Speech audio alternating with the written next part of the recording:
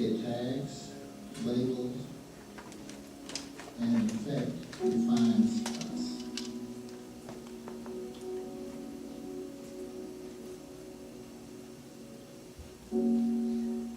Yet, to outsiders, it's often viewed in ambiguity, inevitably seen as being faint and distant.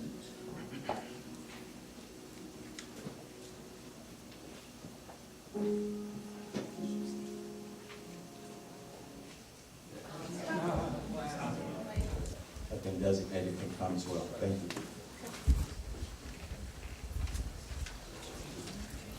I want to say very truthfully, I got strongly encouraged, roped into, probably have the easiest job as a panel moderator because I have all these wonderful people who have wonderful things to say, so I did not have to actually prepare a presentation. But I will introduce the topic, and this was supposed to be the most interactive of the panel. So I hope you guys are out there and ready. Some of you I may have to call on you. No, I'm just kidding. But it is important that we have people who came today to talk about this, but it is also, and we'll have to get really good, like a talk show, passing the mic, so you might have to raise your hand, we'll kind of figure that out. Now, what we're going to do in this panel is talk about specific things that have been done or that can be done to address the things we're trying to address today. Now, it was my understanding that we're focusing on economic development. And so what's important to me is that, and it's probably my nature, I have an accounting degree and a law degree, so I gotta go anal on you, is I gotta make sure we all understand that we're talking about the same thing. And when we talk about an economy, I thought it was good that I had shared this with some of the members of the panel, that we actually make sure we all agree with the definition. There's lots of definitions of what an economy is, because what we're supposed to be doing, according to our president and everyone else, we're supposed to be growing our economy. And I'm not really sure if we're going to do a good job of growing it if we don't know what it is. And so if this is a very general description of what we mean, we'll say an economy. Now, I will tell you that that's my artwork. As you can see how anal I am, arrows and colors, okay? But primarily the whole thing, and I think some of you may know this definition, that it's just, you basically look at what you're producing, okay? So if you've got an economy, how do you measure that? How do we know it's grown or it's gone down? Is you measure it by your output. How many goods and services is that geographic area? Louisville, the nation, the world, United States. How much goods, and how many, the basic measure is goods and services. Okay, so everybody, and so this is kind of the basic model, the circular model of how we do it. We're capitalists. I mean, if we were a free market, we would have government and nonprofit up there. But basically, I don't know if you guys have seen that before, but I thought it was important because today we've been listening to a lot of different groups, entities that are contributing to this, okay? And so this gives you an idea of how to put it all into a big picture. So the most basic economic model is you got people, you got companies, and you got government. Now, of course, we've got nonprofits, but those are the players, okay? So there's the people, there's companies, and then there's government. And they all contribute to the economy. They all do in different ways. They put things into the economy, like you rent yourself. When you go to work, you're putting your property, you, out there and contributing to our economy, okay? And when you can put your land in there, you can put your money in there, and then they turn around and they produce goods and services. And guess what you get to do? Like any good citizen, you will buy those goods and services, right? That's how we keep the economy going, okay? So I just wanted, now the other thing that I wanted to make sure that you guys knew, okay, so Economics 101, is how do you keep score? Okay? How do you know you've grown it? Where do you go to find out that all these wonderful ideas that we've heard about, that people are recommending and that people have done, how do you know it's working? How do you know the economy has grown? Okay, so I just want to give you an example that we live in a wonderful age of the internet and transparency, where this kind of information is actually available from your home as long as you have access to the internet. So I have another picture of an example if you're one of those people that like to keep up with our economic growth, okay? I can tell you guys are thrilled by that idea, but I'll give you an example.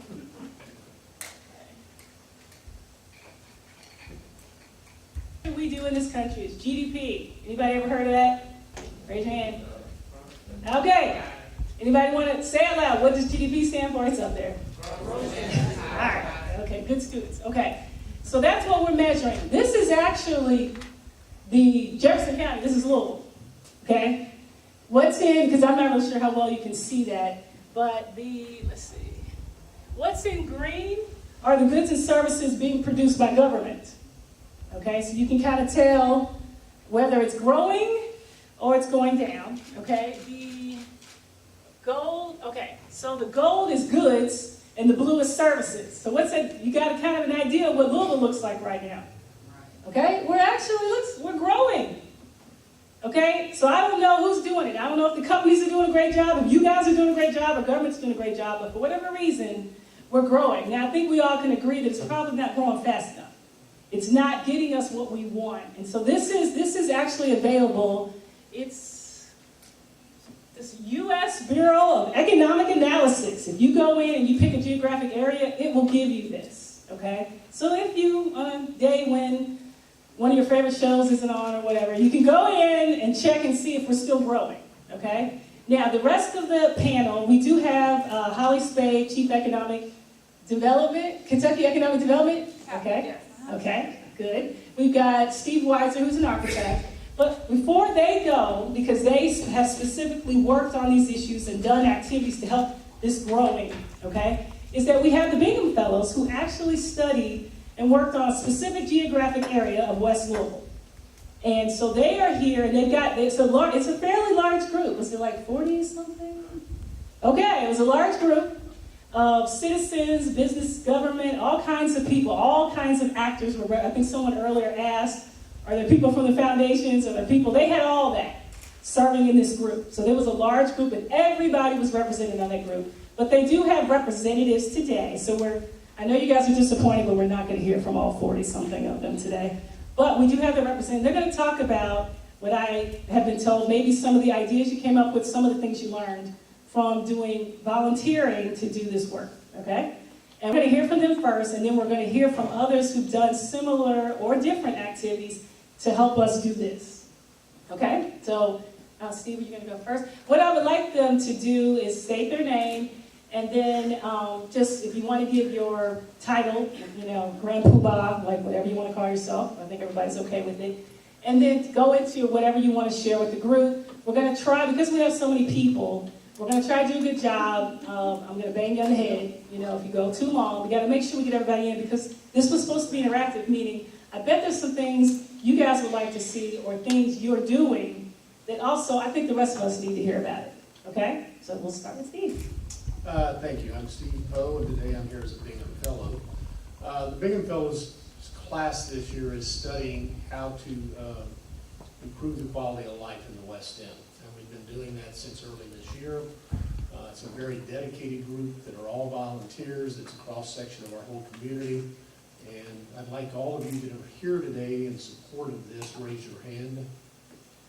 There you go. So we've got a lot of people here. And we're taking this very seriously. And as we've moved through the sessions, we've been to many places in the West End to look at things. We've also looked at communities outside Louisville and what they're doing right and wrong with their issues. And through that, we've formulated ideas that we're still working on and working through that will improve the lifestyle of the West End.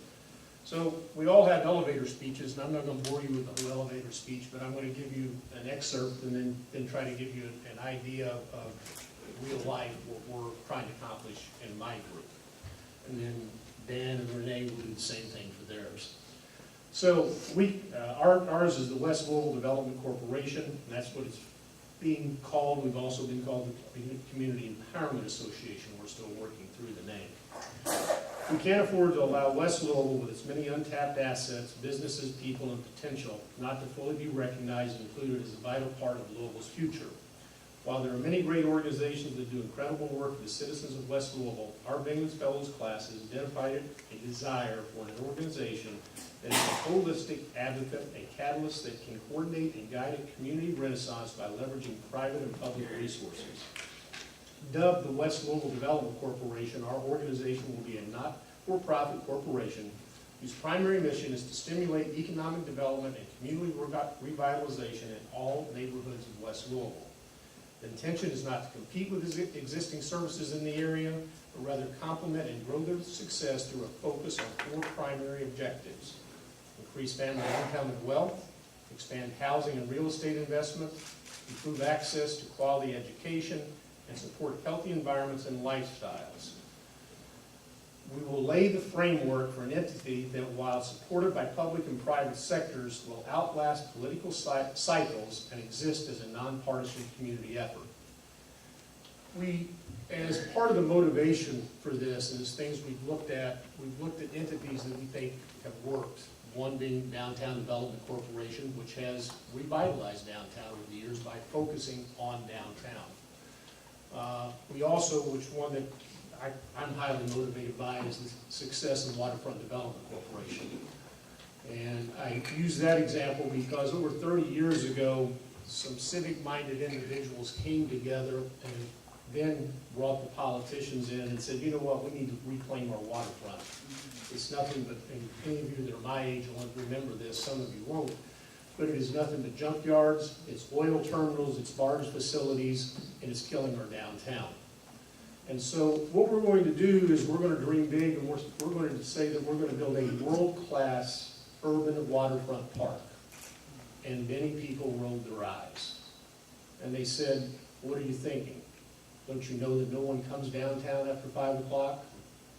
Don't you know that let's assume you can buy all these junkyards and these things and build a park, that this city already has great parks that Olmsted did. We have Shawnee, we have Iroquois, we have Seneca, we have Cherokee. So let's assume you buy all of this real estate and make these junk dealers really rich. What's it really going to accomplish, because nobody's going to come to your park? Well, today, 30 years later, we have a world-class urban waterfront park that has changed that dynamic of people coming downtown on weekends and after 5 o'clock. That was accomplished by the private sector coming together with the public sector and having a mission, and that mission was to focus on one thing, developing that park. Our group believes our mission is to develop or help redevelop the West End. And although there are a lot of organizations that work on that, city government, city has the whole city. GLI has the whole city. Waterfront Park and Waterfront Parks staff get up every morning about how do I build this park and how do I make it better. And we believe we need a public-private partnership with total community involvement that gets up every morning thinking, what can we do to improve the West End goal? So, Dan, you're up. My name is Dan Crutcher.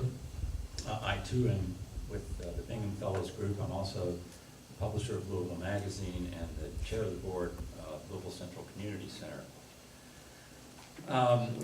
As Steve said, what we do in Bingham Fellows is a lot of research, a lot of talking, a lot of idea generating, and then what we try to do is come up with projects, specific projects that we think will advance the mission that we're on, which is to bring more economic prosperity to West Louisville. So the project that I am most involved in is we're calling it Reimagining West of 9th. And it follows very much on what Kevin Fields just showed you. And I will read our elevator speech since it pretty well summarizes it, I think. Imagine a new Louisville neighborhood just west of downtown, just west of 9th Street, that has a mix of modern, architecturally striking apartments, professional offices, retail shops, restaurants, churches, open spaces. Its proximity to downtown and a mix of market rate and affordable housing attracts a racially and economically diverse population. The vibrant streetscapes of cafes, shops, storefronts, along with new athletic fields and playgrounds, draw a lunchtime and evening crowd from downtown. Muhammad Ali Boulevard, beginning at the infamous Wall of 9th Street, is transformed into a gateway that welcomes visitors from all parts of the community to West Louisville. West Louisville gains much needed economic vitality and job opportunities and is connected, once again, to the economic and cultural vibrancy of downtown Louisville. The goal of our Bingham Fellows Reimagining West of 9th project is to turn this vision into reality. Key stakeholders such as city government, Metro Housing Authority, and the Louisville Central Community Center have already begun the process of applying for a federal Choice Neighborhoods grant to help plan for the redevelopment of the Beecher Terrace Public Housing Project and the surrounding Russell neighborhood. Our project goal is to help move this neighborhood redevelopment forward by, number one, providing research, help, expertise, and other resources to grant applications to secure federal funds through the Choice Neighborhoods program for planning and implementing the Beecher Terrace redevelopment project. Number two, serving as a voice and advocate for current Beecher Terrace residents, we can be neutral facilitators who bring diverse community perspectives to the relocation process to ensure that residents are treated with respect, dignity, and fairness as they are temporarily or permanently relocated to new housing. We recognize that Louisville has a shortage of affordable housing that must be addressed, and we will advocate for housing policies that will give Beecher Terrace residents and other low-income families the opportunity to find better housing than they currently live in, whether they choose to remain in Russell or move to other parts of the community. Number three, helping stakeholders such as LCCC, the African American Heritage Center, Russell area churches, business, and residents develop a comprehensive development plan for both the Beecher Terrace property and the area immediately surrounding it to ensure that future development enhances economic development in Russell and establishes a critical success story that can serve as a model for future development in other parts of the West of the world. That's our speech, and I'm sticking with it. Well, good morning. My name is Renee Brown, and for the purpose of this meeting, I'm just going to talk about a project that we're working on as a collaborative effort with the Bingham Fellows. And I want you to just do me a favor. Those of you who have a job, just raise your hand if you have a job. Have a job. I want to make sure that you know better than half of the folks that live on the West End couldn't raise their hand. To that, nor could they raise their hand to say that that's a job where I don't feel like I'm underemployed. And as you know, one of the catalysts to create change is jobs. We all have jobs. That's how you got here, because you have what's called disposable income. You're able to take your money and actually go out and buy something that you would like, whether it be at a restaurant or clothing or shoes or whatever. Well, that's one of the cheap things that is missing from the West End. Not only the folks that have jobs, but the jobs that can create what we call disposable income. And I want you to just kind of go with me here. If you were to put things in a band perspective, imagine a top band being very, very razor thin, and that's your upper income. On the West End, it's very, very razor thin. And let's just go down just a little bit and just say that that band, just below that is the middle income band, and it's not as razor thin, but it's very, very thin. Let's say it's this thin. And the razor thin is just like you can just put paper through your fingers. And then let's just say that the band that's just below that is this big.